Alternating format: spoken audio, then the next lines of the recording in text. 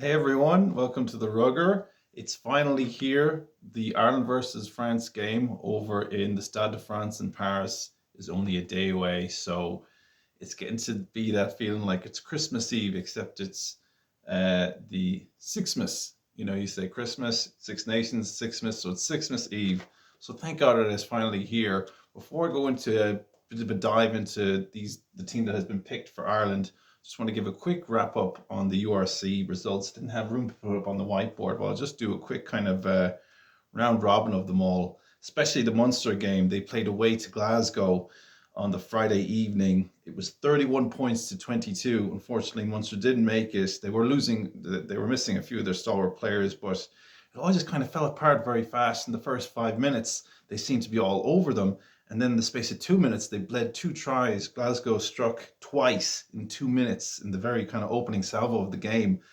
And really, it was just an uphill battle after that. There was no real coming back, but they did come back in the second half. There was the second try that Glasgow got was an intercept try. It just seemed really sloppy from the 10. I think it was JJ Hanrahan. But then a few minutes later, Ethan Coughlin, the guy, our local guy from Ennis, he did another intercept try, and he's done that before. He's getting really good at it, and it seemed to bounce up a bit, but Glasgow just kept scoring. So yeah, it wasn't until the second half that Munster got a bit of dignity back, made it a more respectable score. Dan Kelly got a brilliant try. Brian Gleeson got a great steal from a line out, and then Kilgallen got a try.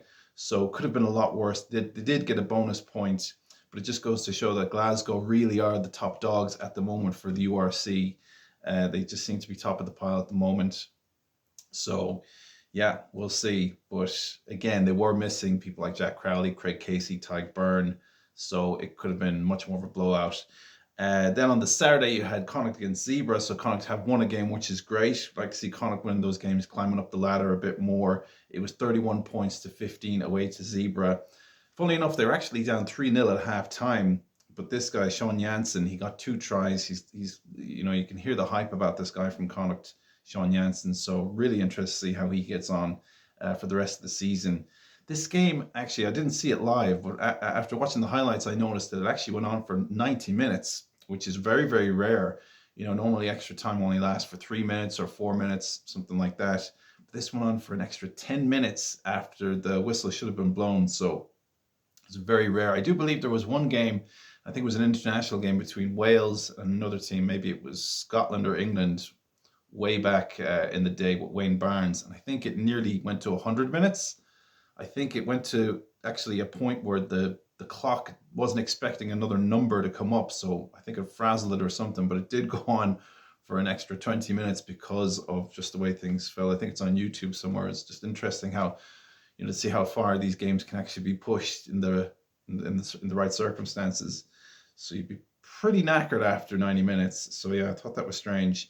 And then the Leinster versus Edinburgh game actually went to this, but it was a frustrating one to see. Leinster did win 28 points to 20, obviously missing a lot of their star players, but it just seemed like it was very stop and go. I don't know, it was just something a bit labouring about watching this game, but it was a good atmosphere, very good turnout. Max Deegan scored a try.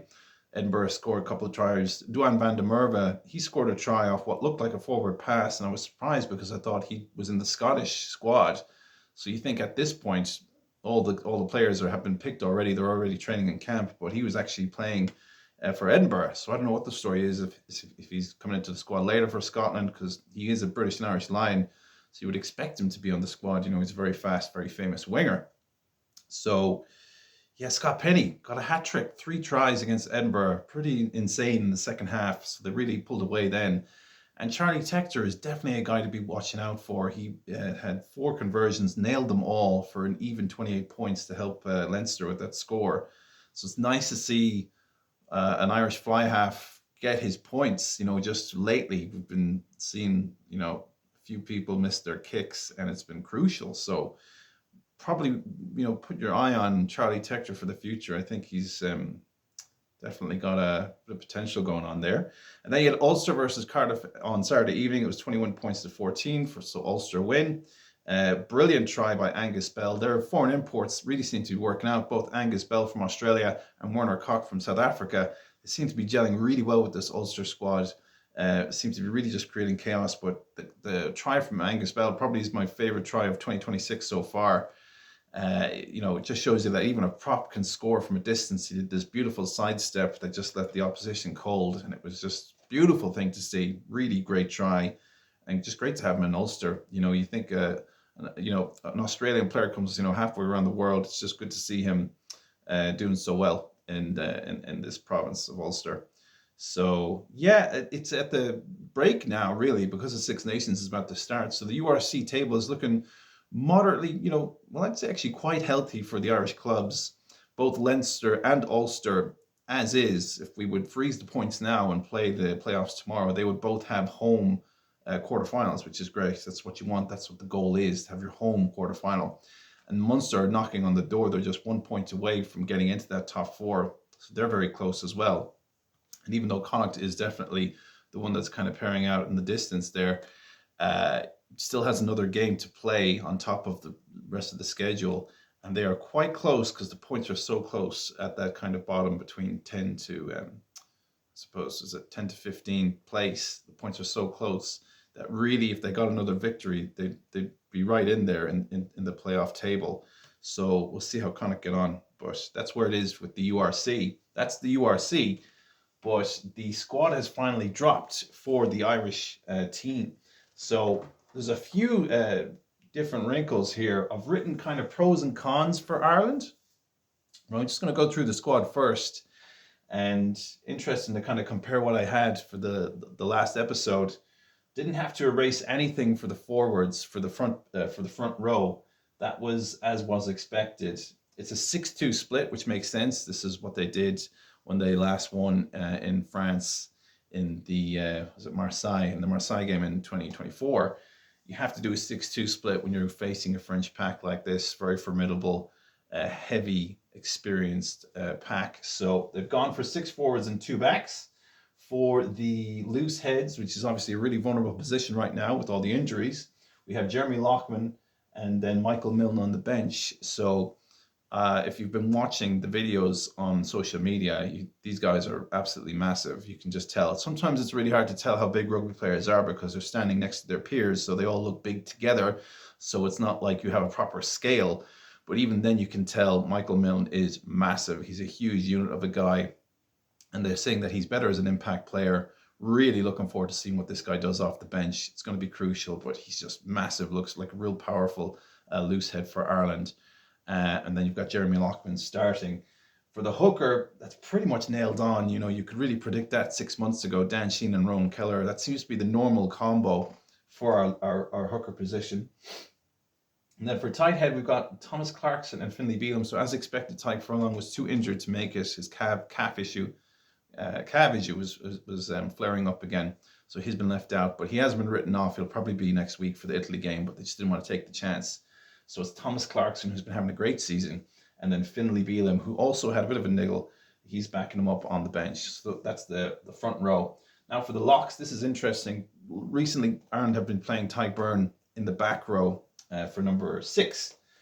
Kind of following Peter O'Mahony's shoes, but they've put him in the lock position now, which really is his dominant position anyway.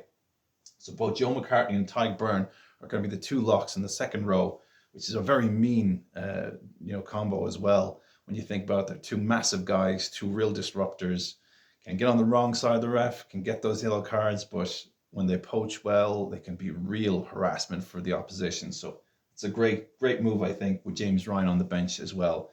Then on our back row for blindside flanker, this is really good news. Cian Prendergast is starting for Ireland. I believe it's his debut, for starting for Ireland. So want to wish him all the best. And he's been a great player for Connacht. He's captain of Connacht, and sometimes he's real talisman of that team. He really holds them up. So both Sam Prendergast and Cian Prendergast, the 2 brothers, will be playing together, starting on this game tomorrow for France against France. So Prendergast family is going to be pretty proud of that. So then you have Caelan Doris and Josh Van der Fleer at 8, and the open side flanker, that's nailed on as well, pretty standard.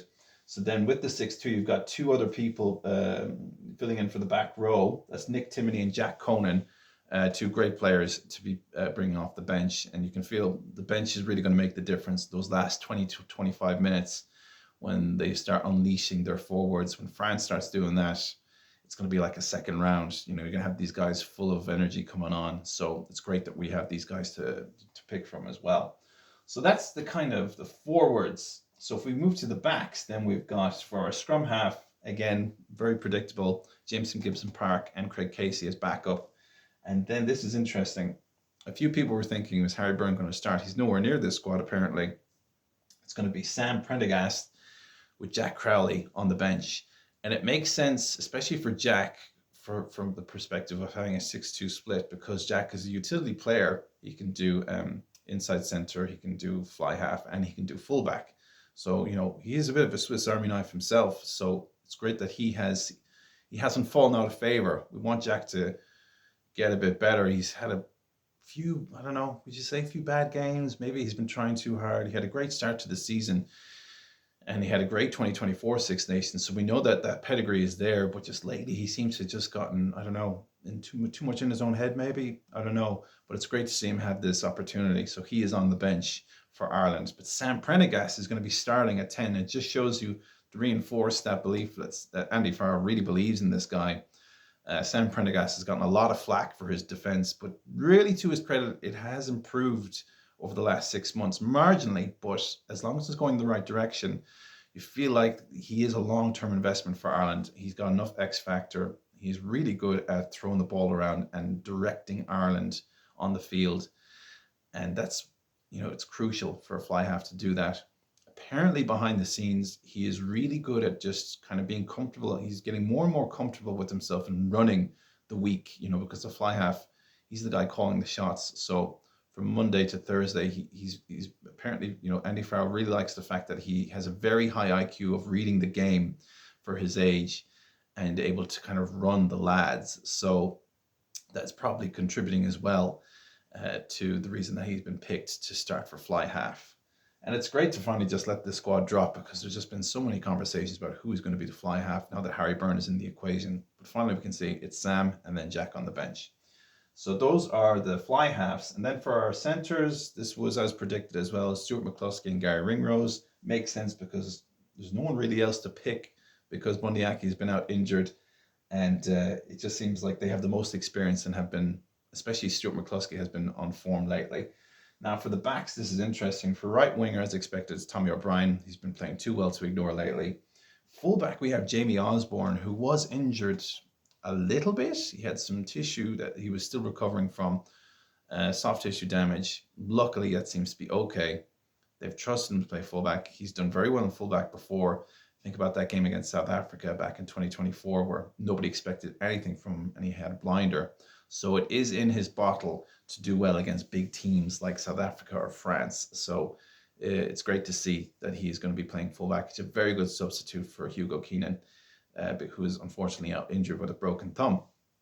But the most interesting pick has to be Jacob Stockdale at winger, left winger, because you would think maybe he'd be filling in for fullback, but he has actually pushed out James Lowe, who has been nailed on as a left winger since time immemorial, it seems like, for definitely the last 4 to 5 years.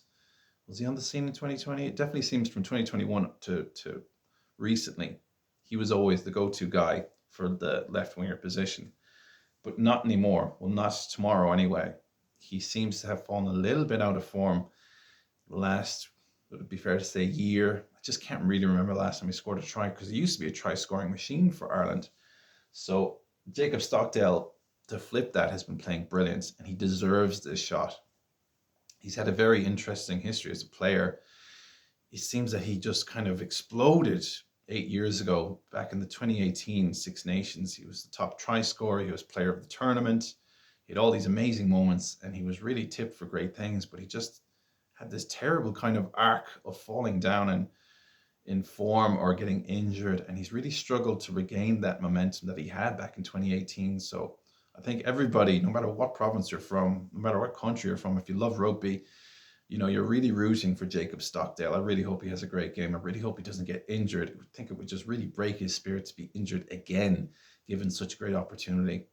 So I really hope he has a great game. It'd be great if he scored a try or something, or was just playing really good defense. So I just hope, things come in alignment for him and he has a blinder. So that is the squad that has been picked for France.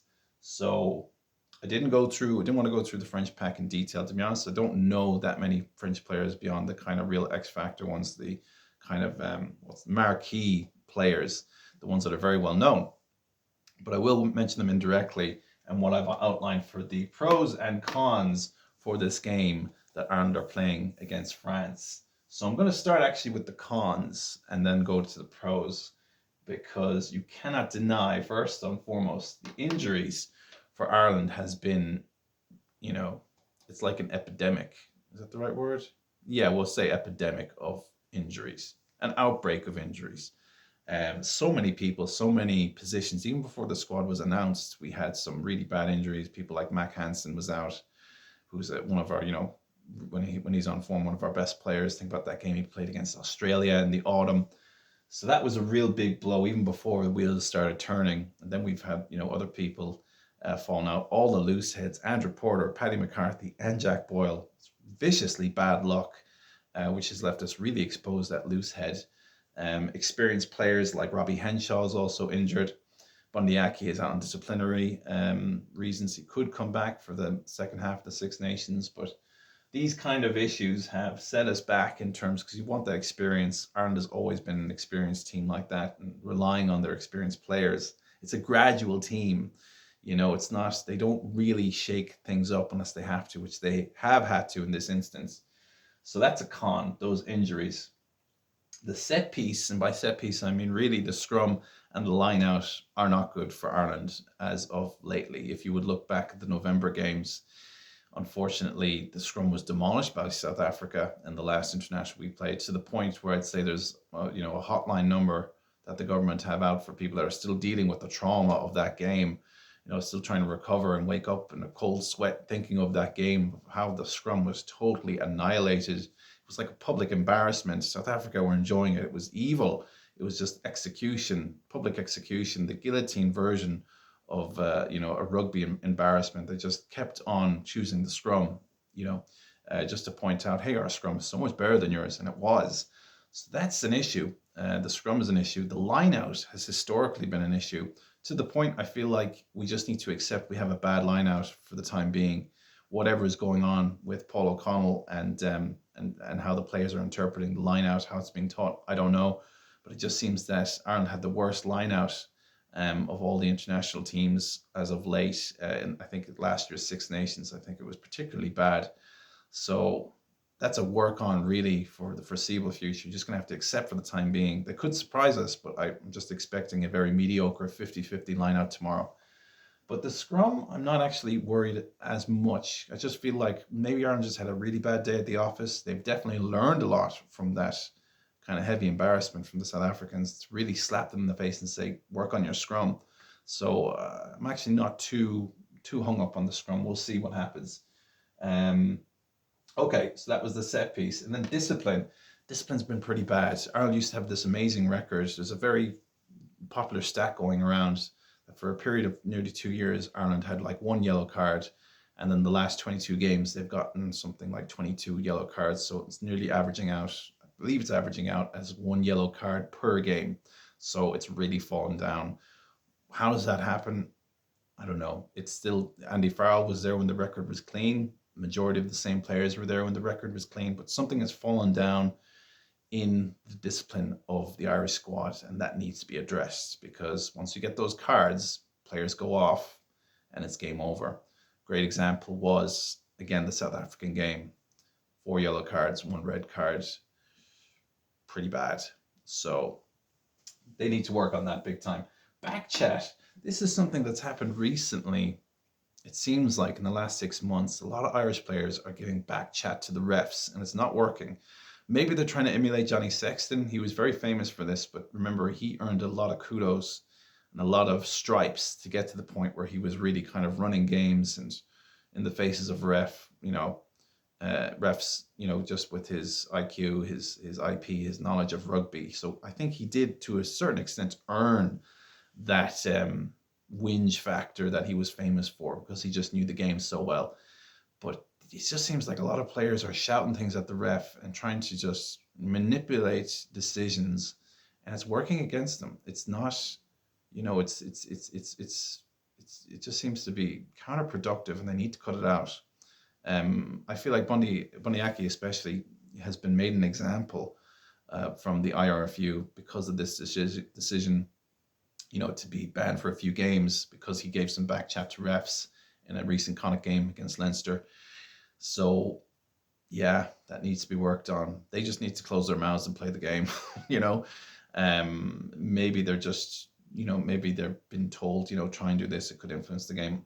Who knows who's working the gears behind the scenes? Are they being told to do this? I don't know. But I think what they really should do, the coach should just say, doing the bail, close the mouth, guys. Go out there and just play your game. Let your playing, speak for you. Just try it, experiment, just try it. Try and see how long you can go without talking to the ref and break that record. Might have a positive impact. You never know. Then we have as well negative media. It seems I've watched a lot of pundit videos over the last week. The hype for this game is huge. It's the opening game of the Six Nations. It's always going to have some hype factor.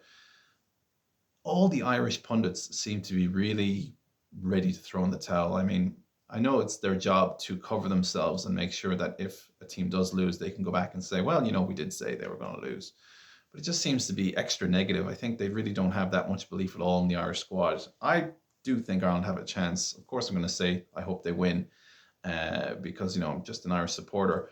But it just seems that they seem to be talking down the squad a lot and really giving them a bit of hassle. You need to remember that the Lions Tour did leave a bit of a hangover. Ireland had the biggest contingent of players for the Lions Tour. So that means they had the most players that were a bit knackered going into those November internationals because of the schedule that was demanded of them during the summer. So, you need to be a bit more lenient with the guys and kind of, I suppose, give them a bit more confidence, a bit more belief. I do think the Irish rugby media has been too picky, too, entitled to say, we're not good enough, we've fallen down massively. When you look at records, even just thinking about the Six Nations, Ireland have only lost 2 games in the last 2 years. That's a pretty good statistic. So yeah, it's just worth keeping in mind. Now, pros, that's the bad stuff. What's the good stuff? For the pros, there's new blood. So this is really good. This is what we've been crying out for a long time. We want new blood in the squad. We want new players. We want people getting those opportunities. Even with all the injuries, it doesn't seem like there's that many people getting opportunities, new opportunities. You could say Jacob Stockdale, but we know him from before. Jeremy Loughman and Michael Milne, by default have to be playing at Loosehead. There's nobody else. But it is still good to see people getting new opportunities in positions they wouldn't normally play. So it is, it's a start. But even when you look at the squad as a whole, there are still people like Ulster players like Jude Postlewaite, Nathan Doak, Edwin Adogbo from Munster that are uncapped and getting their shot at the Six Nations. What do we have? Ranking. This is just a small point, but it is worth pointing out that Ireland are actually currently ranked higher than France in the world rankings. So every little bit helps. Even just, the Irish players knowing that, hey, at least we're ranked higher than these guys. There's not much in it. But psychologically, that's got to help a little bit. Rusty Dupont. So it's pretty, I suppose it's a bit blasphemous to say he would ever be rusty. Antoine Dupont is regarded as one of the greatest rugby players of all time. He's regarded as a freak, as an alien. He doesn't belong on this planet. He's landed from Mercury or something because he is so good, and he is exceptionally good. But it is worth also thinking about the fact that this is his first international game since he famously got injured by Tadhg Beirne this time last year in the same fixture. So he's been back on the scene for a couple of months now playing for Toulouse, and he looked great. But Toulouse have lost a couple of games. They lost a very famous game against the Glasgow Warriors recently. And it just showed that Toulouse, and by extension Antoine Dupont, can bleed. Like, Toulouse isn't invincible, and neither is Dupont.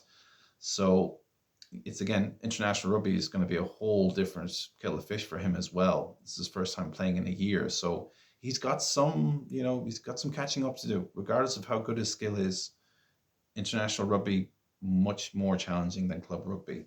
So that's a point to think about. French decisions. What I mean by that is the Fabien Galtier, the French coach, he has picked his squad, but he's left out some very, very good players. Why? I'm not sure. It could be any kind of drama going on behind the scenes. But Damien Penaud, France's, top winger who scored what seems like 100 tries for France, who is a very once in a generation player in himself, has been omitted from the squad. It just seems pretty baffling. As well, Aldrit, the La Rochelle player, Gregory Aldrit, who is a very good rugby player, has also been omitted. And Roman Ntamack is out injured, who is really the proper fly half to go in tandem with Antoine Dupont. They work very good as a team. So he's out on injury. But especially those decisions to leave out those X factor players. I think Fiku is another one. That's very bizarre. He just seems to have left out a really few good players out of the squad for some reason. So that could be an advantage to Ireland.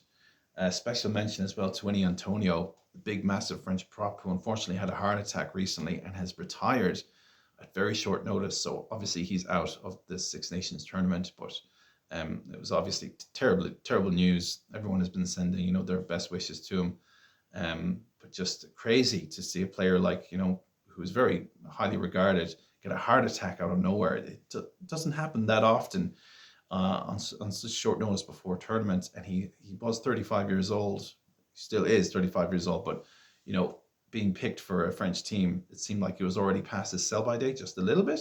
But that's how much of a regarded player he was from Galtier, that he was kind of going to play one more Six Nations. So that was unfortunate to hear. So yeah, you have that kind of shift of different French players being pulled out of the squad. So that again is an advantage for Ireland, because the people now that are coming in, they have to work together, they have to work and flow, see how they play. They're all from different French clubs. So one thing you have to say is another advantage is this is the first game of the Six Nations, and it seems that the first game of the Six Nations is when France are at their weakest, or what we say most vulnerable, because they have no time to play on the big stage yet together. So they're still finding form. It's the same for everybody, really. Every country, their first game, they're a little bit shaky. There's a few new guys, they're trying to find their feet. It's a whole different spectacle, especially if you're a new player on that international stage. So that could be, one advantage for Ireland as well. And just worth mentioning, the last time, this is interesting, there's a lot of kind of ins and outs with this in terms of, history and people playing. But the last time Ireland played France at the start of a Six Nations championship in Paris, in the Stade de France, was the famous game back in 2018, which people dub Le Drop, where Johnny Sexton got that drop goal in the dying embers of the game, and Ireland won by 1 point and went on to win a Grand Slam under Joe Schmidt. It's a very famous game. It's a very famous end to the game. There was 41 phases played where Ireland just kept attacking. They didn't score any tries. It was all from Johnny's boot through penalties and this famous drop goal at the end. It's probably the greatest moment in Irish rugby history. Some people have said in the Six Nations, but I would go as far as to saying, because we're so crap at World Cups, it's probably the best moment in our rugby history. It was a total, was it a steal? Kind of like a steal, but it was a great moment. And it was just, very exhilarating live moment. Real good Six Nations memory, especially if you're an Irish fan. It's probably one of your favorites.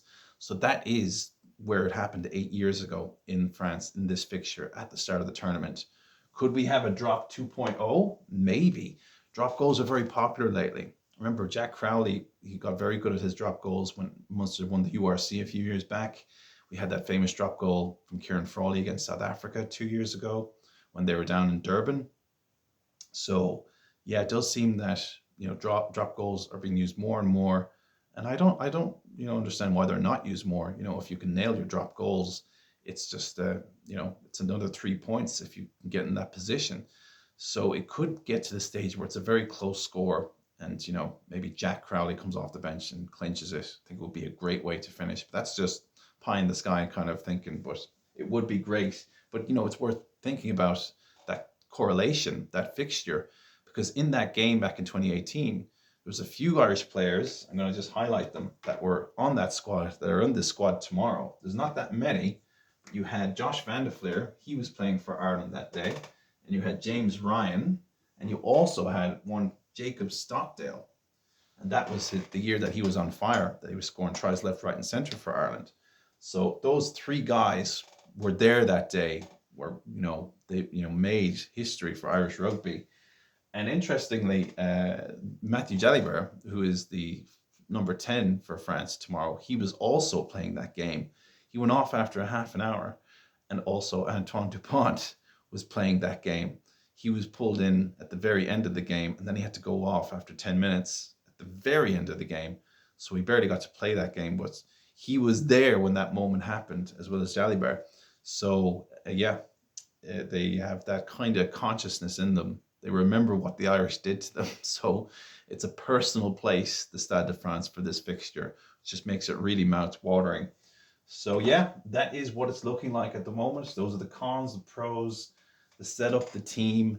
The expectations are all over the place. A lot of people have France down to win. Ireland are completely the underdogs, despite being ranked higher than them in the world rankings.